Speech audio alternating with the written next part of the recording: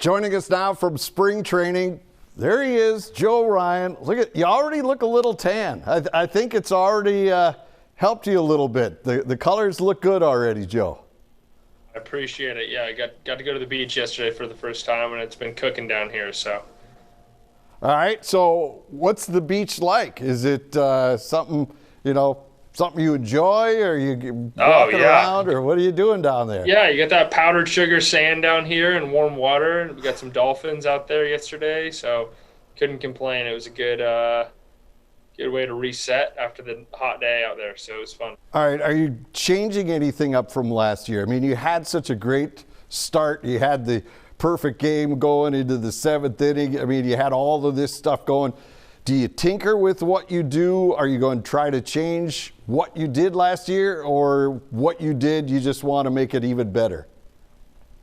I think just making things better. Just seeing how I don't want to overhaul, but I think, trying to see where we can improve always. I don't think you're ever going to be done with that, and I love that part of the game. I don't want to be finished working ever. That's part of the reason I love baseball, is I get to work on things and get to get better and challenge myself and work with Wes and come up with new ideas and try different things. And I think just listening to the guys around you, having Dylan Bundy here and Sonny Gray and some of these veteran guys that came into camp that have great attitudes, that are working their tails off.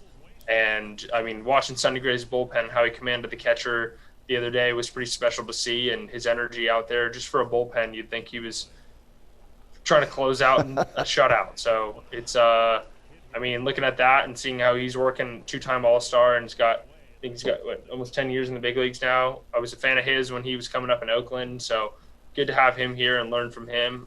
But that guy's not done working, so I haven't even finished my cup of coffee yet here, so I got to keep working for sure. All right. Were you and your teammates as shocked as the outside world was when the Twins said, yeah, we've got Carlos Correa coming on board? That was amazing news to find out the other day. So I'm excited to meet him, get him down here. I think there's been buzz in the baseball world, obviously, with so many moving parts and free agents and this how the season is starting now. So I think it's a little bit different, but we're excited to have him, excited to meet him. Know he's a winner, so yeah, it'll be a fun year. You get to choose the uniform, right? Starting pitcher decides.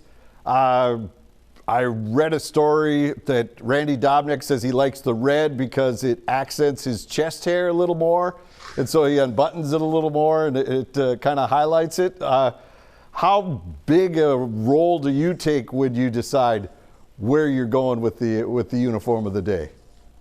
I don't remember, and maybe I'm wrong here, but I don't remember choosing my uniform last year. Maybe the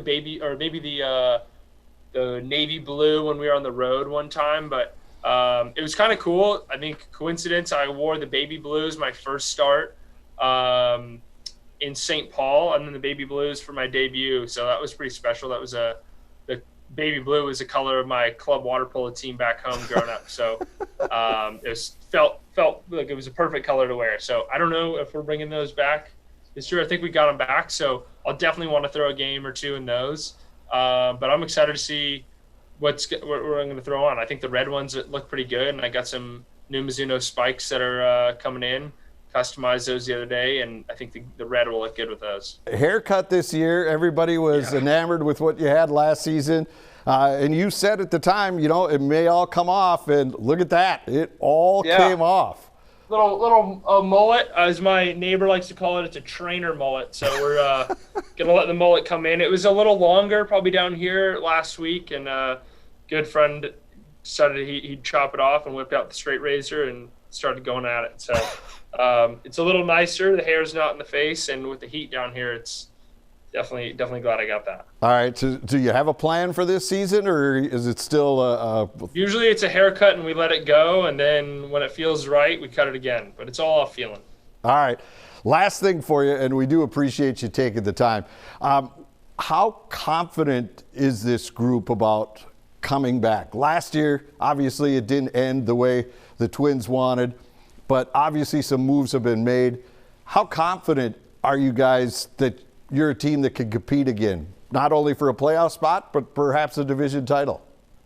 Yeah, Buxton and I are having lunch today and talking about that, and just excited. It's a pretty dangerous lineup to go through, and we're just excited to get out there. Everyone's having fun. Everyone's getting along well and working really hard. Sano looks amazing. He was ripping some drill in the cage the other day, and I was just, my jaw was dropped looking how fast he was whipping that barrel around. So, you know, it's going to be a fun year. I think the Twins fans are going to be pretty happy with the results that they're going to see out there. So I'm excited to get up to Minnesota and, yeah, have the fans in stands. All right. Well, Joe, thank you so much for the time. We really appreciate it, and can hardly wait for April 7th when you guys open it up at Target Field. I'm excited. We'll see you then.